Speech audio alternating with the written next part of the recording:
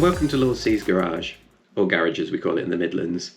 Now I know what you guys are thinking, it's going to be another Jay Leno, loads of expensive cars in the garage, showing off and taking them out, trying to impress people.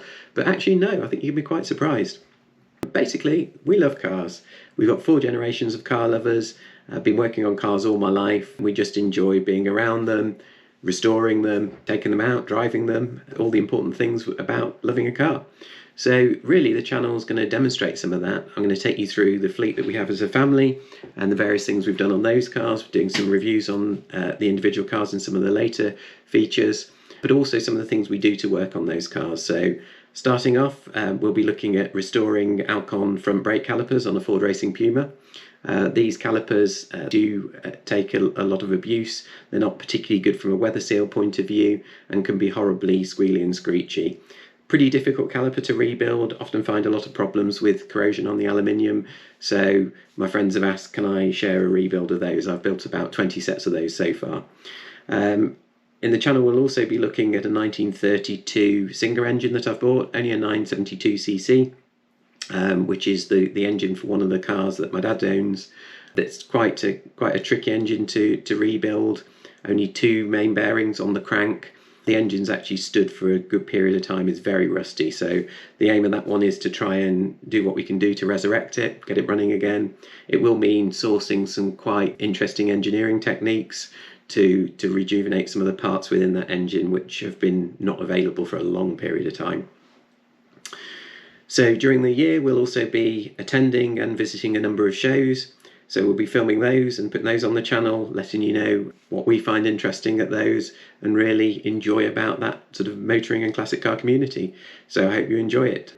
Next we're going to flip through some of the cars that we have as a family, what's important about them to us and how we enjoy them. So I hope you enjoy. So these are the 2 dailies in the fleet. I've got a 4-year-old Tesla Model S. For all the haters out there, I wanted to hate it too until I drove one. It's absolutely amazing. In excess of 600 brake horsepower equivalent, 0 to 60 in just over 4 seconds.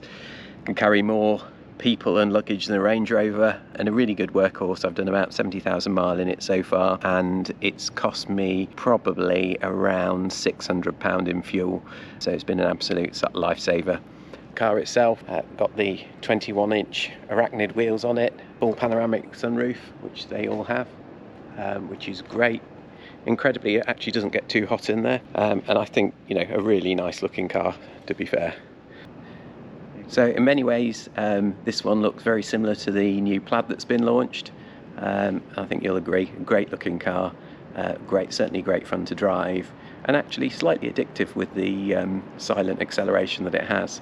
So then probably the other one that's interesting, what do you do for a 17-year-old who wants a good looking car but struggles with insurance? So this is Lord C Junior's car.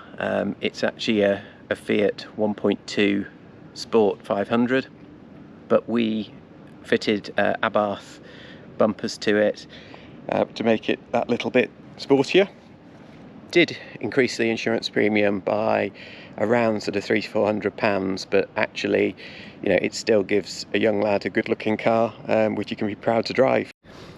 So on the back of the car we've got a standard Abarth bumper. Interestingly, the 1.2 Sports only have 3 parking sensors, whereas the Abarths normally have 4. So we had to find a parking sensorless Abarth bumper, which we then fitted the brackets to take the parking sensors.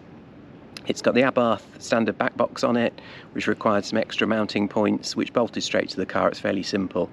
Obviously the big thing being this car had a pea shooter exhaust on it, so we had to have a reducer made to drop that back to the standard section of the exhaust. So here we've got the one of the other cars in the fleet. This is Lord C Junior's car, 2000 Ford Racing Puma, one of 500 made. Pretty rare and very expensive at the time. So the car featured some quite interesting features. Upgraded 4-pot Alcon brakes on the front of it, widened track front and rear with bigger wings, an increased induction system and exhaust on it, raising the power from 125 PS in the standard car to 155 brake in this car. They're every teenage lad's dream.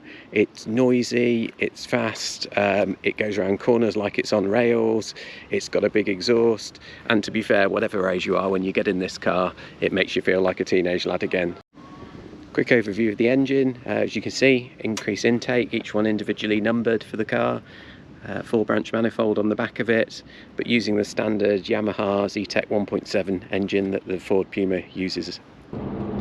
Hey guys, today I thought we'd take a road trip across to Lord C Senior's house to check out some of his cars. Got Lord C Junior with me, so I think we'll see what you think later on. Hopefully we'll be doing some more detailed reviews of the cars at another point on the channel, so catch up with you soon. Okay, so here's one of the cars. It's a 1972 Fiat 500L, quite heavily modified with a Fiat 126 engine in it, various Abarth bits and pieces on the car, including its sump. Looking in here, still quite a compact little engine, but quite different to some of the others. Doesn't run a distributor, it's actually got an ECU on it. Quite interesting, tricky little carburettors on the car. You see we've just had to replace the fuel pump and various bits and pieces on it to get it running properly. We walk around the car, pretty simple in there, just your speedo. Vaguely some elements of seatbelt in it, but I'm not sure I'd rely on them in a crash, but there you go. And then sort of moving around the front of the car, again, Bath grille on it, bullet mirrors, obviously for that sporty look. So this is the other car in the fleet, Dillon, which is a 1934 Singer 9 Sports, a 972cc 4-cylinder engine, quite progressive at the time, and actually the basis of the engine that was used in the Singer Le Mans that competed at Le Mans. In fact, one of these cars did actually compete at Le Mans because being a 4-seater, you could actually get a bigger fuel tank in the back of the car. This has been around 7-8 years in restoration. It was in quite a state when it was started, and now in a lovely condition and getting really close to hitting the road with it. The engine itself, single overhead cam, quite a sporty little car, competing with some of the MGs in the day, and was successfully campaigned at Le Mans. So I hope you've enjoyed this first video. Lots more interesting stuff to come over the year. Please like and subscribe, and I hope you enjoy it. See you soon. Take care.